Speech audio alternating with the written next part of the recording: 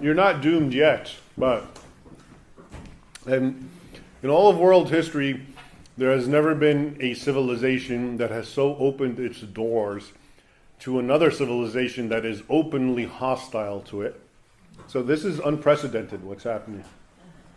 Your ancestors of Europe, and I describe it in my books because I write about history, fought tooth and nail to prevent Islam from entering and conquering Europe. Because that was one of the grand plans that went on for century after century from the east. The Turks were trying to enter Constantinople. They surrounded Vienna in 1683. And before that, the Muslims, I told you, went up into Tours in France in 732, 1,000 years later. This was an actual goal. And now Western Europe is saying, oh, none of that matters. It was a misunderstanding. Come on in.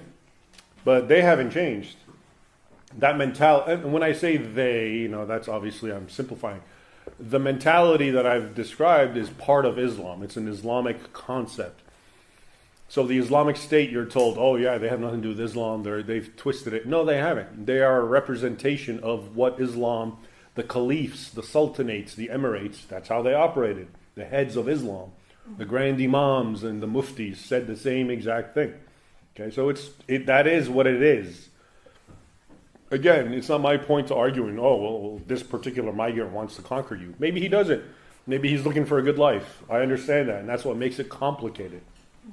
But to just open your borders completely to that demographic, which has within it, not all of it, but within it, that kernel of animosity for Christians and so-called infidels and the imperative to conquer the world in the name of jihad for Allah, which they're the good guys, keep in mind. They never see themselves as the bad guys. This is one of the issues with all conflicts. They're not bad guys. They're good guys in their minds. You're the bad guys because you're infidels, and they're trying to bring the light of Islam to you. So that's another aspect of how moral, or the morality that they feel. They're the good guys, okay, in doing this. Because look at you, Denmark and Europe, you're all dissipated drunks and, profligates and, there's no real... I'm sharing with you their arguments because I read it and I hear it. So they're bringing to you goodness, okay?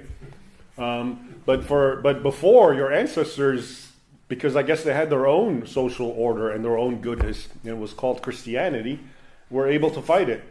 But I guess in this current void of sort of this atheistic climate, anything goes, and who's to say they're wrong? Maybe they're right, etc., etc. And now you have what's happening. So it's a very unprecedented experience. A lot of people talk about the Roman Empire, this sort of thing happened, but it didn't, and we can get into that. It was actually, they were still cognizant of trying to maintain their own social, cultural mores, Rome. And it fell to the Goths and the Germanic peoples. And I'm just saying, some people use this analogy, but in this case, this is completely your doing. Not you, but it's Europe's doing. Okay, you're bringing a hostile force that's openly hostile, and lo and behold, when I look where Muslims are, I see chaos and violence and criminality and rape and grooming in England. Okay, that's what always happened under Islam. Okay, so is there a hope? I think so. I hope so in time.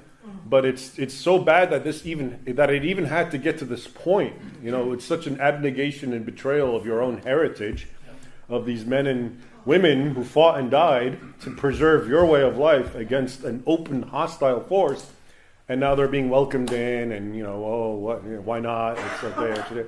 So I guess so. It's a matter of time. So where's the hope? Excuse me. So where's the hope? You said there is the hope is to wake up, wake up and see what reality and what I'm talking about, and understand the history and the doctrine of Islam and what Islam is all about. Islam is unequivocally hostile.